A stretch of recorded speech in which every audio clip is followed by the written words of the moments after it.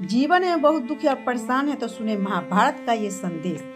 नमस्कार दोस्तों, स्वागत है आपका हमारे चैनल में। महाभारत की युद्ध की शुरुआत से पहले का यह प्रसंग बेहद महत्वपूर्ण है। यह घटना उस समय की है जब दुर्योधन अपने बड़ों से विजयश्री का आशीर्वाद लेने जा रहा था। मामा शकुनी के कहने पर उसने यह निर्णय लिया कि वह अपने परिवार के सभी प्रमुख सदस्यों से जाकर आशीर्वाद प्राप्त करेगा। जब दुर्योधन माता कुंती के पास पहुंचा तो उसने हाथ जोड़कर प्रणाम किया और कहा, प्रणाम छोटी माँ।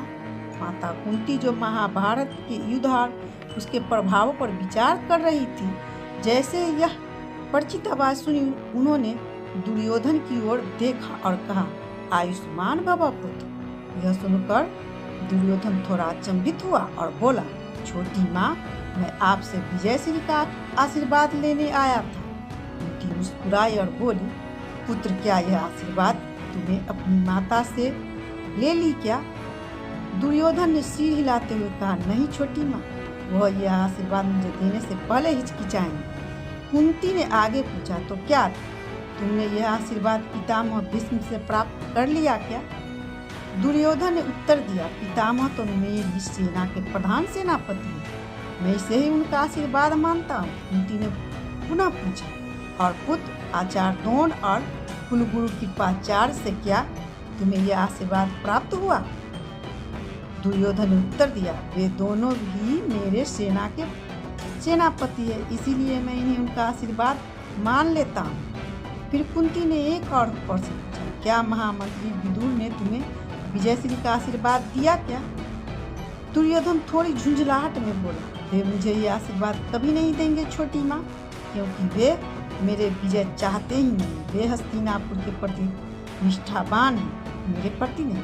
कुंती ने गंभीरता से कहा, विदुर तो तुमसे व्यक्तिगत रूप से कोई आपत्ति नहीं है पुत्र, लेकिन अगर तुम हस्तिनापुर के विरोध में हो तो वह तुम्हारा साथ कभी नहीं देंगे। उन्होंने अपना संपूर्ण जीवन हस्तिनापुर की सेवा में लगाया है। वे हस्तिनापुर के हितैषी हैं और इसीलिए तुम्हारे भी हितैषी हैं।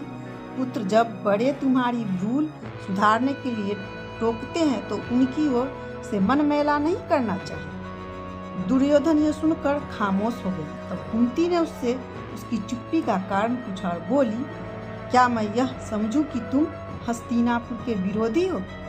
दुर्योधन ने तुरंत कहा, नहीं छोटी माँ, हस्तिनापुर तो हमारे राज्य की राजधानी है, मैं उसका विरोधी कैसे हो सकता हूँ? कुंती ने तब गंभीरता से कहा, हस्तिनापुर केवल एक राजधानी नहीं है पुत्र, यह तुम्हारे ज्येष्ठ भ्राता के समान है। इसे सिर्फ एक नगरी समझने की भूल मत करो। इस नगर के द्वार पर माथा टेक कर विजयश्री का आशीर्वाद मांगो, लेकिन हे पुत्र, तुम्हारी छोटी माँ के पास तुम्हारे लिए आशीर्वाद नहीं है। दुर्योधन निराश होकर बोला, तो क्या इसका अर्थ यह है कि आप मेरी विजय नहीं चाहती? कुंती ने जवाब दिया, पुत्र, पराजय चाहे जिसकी भी हो, एक माँ को अत्यंत रोना ही पड़ता है। मैं तुमसे प्रसन्न नहीं हूँ, लेकिन मैं तुम्हारा सब भी देखना नहीं चाहती, इसलिए मैंने तुम्हें लंबी आयु का आशीर्वाद दिया। माता कुंती ऐसा इसलिए कह रही थी क्योंकि दुर्योधन ने कभी भी पांडव के हित की कामना नहीं की थी। उसने अपनी कुलवधु द्रौपदी का भी अपमान किया था, जिसका परिणाम उसे भुगतना ही था।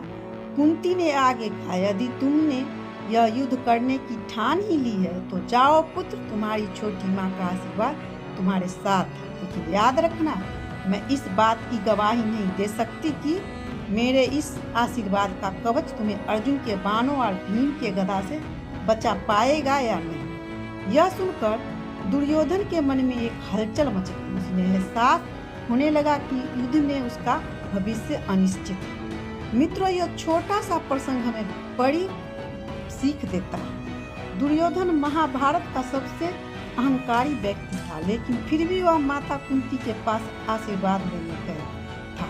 शकुनी ने उसे सभी प्रमुख जनों से आशीर्वाद के लिए इसलिए भेजा था ताकि वह यह जान सके कि उसके साथ कौन है और कौन नहीं। लेकिन यह प्रसंग सिद्ध करता है कि बड़ों के आशीर्वाद में अपार शक्ति होती है। पांडव को सभी ने विजय का आशीर्वाद दिया था, लेकिन दुर्योधन को माता कुंती के अलावा किसी ने भी विजय का आशीर्वाद नहीं दिया। यह कुंती का बड़कपन था कि उन्होंने दुर्योधन को लंबी आयु का आशीर्वाद दिया, लेकिन कर्मों का फल तो अत्यंत व्यक्ति को ही भुगतना पड़ता है। पांडव हमेशा धर्म के मार्ग पर चले, इसलिए वे विजयी हुए। दूसरी ओर दुर्योधन प्रारंभ से ही अधर्मी थे, इसलिए माता कुंती का आशीर्वाद भी उसे बचा नहीं सका। इस प्रसंग में हम शकुनी की कुटिलता भी स्पष्ट रूप से दिखाई देती है। उसने दुर्योधन को जानबूझकर उसके सगे संबंधियों के पास भेजा ताकि उसके मन में घृणा और बढ़ जाए। शकुनी चाहता था कि दुर्योधन को यह महसूस हो कि उसके अपने ही लोग उसका साथ नहीं दे रहे, जिससे वह युद्ध में और निर्दयी बन जाएगा। उसका परम उद्देश्य हस्तिनापुर का विनाश था। उसने इसे पूर्ण करने के लिए हर संभव प्रयास किया। दोस्तों, यह बात कुंती और दुर्योधन के बीच का संवाद। उम्मीद है आपको यह प्रसंग पसंद आया हो। यदि वीडियो पसंद आई हो तो इसे लाइक करें, अपने दोस्तों और रिश्तेदार में शेयर करें। हमारे चैनल को सब्सक्राइब करना न भूलें। राधे राधे।